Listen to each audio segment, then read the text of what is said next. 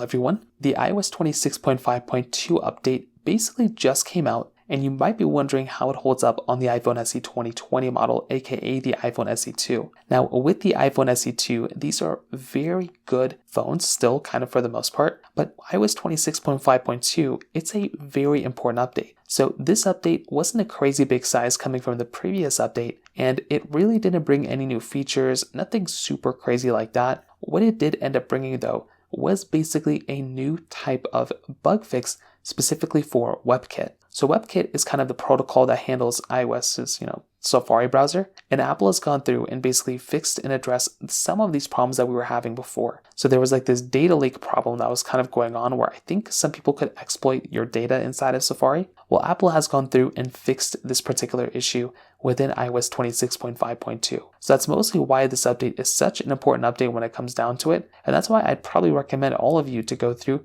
and update to this version of software, because it is kind of like an urgent type of update to install. So in terms of that basically covers it up there. If you have any other thoughts or questions, please let me know in the comment section below. Hit the like button, that would mean so much, but definitely hit that subscribe button. More importantly than everything else, I love every single one of you guys. Hopefully I'll catch you guys in the next video. Peace out till then.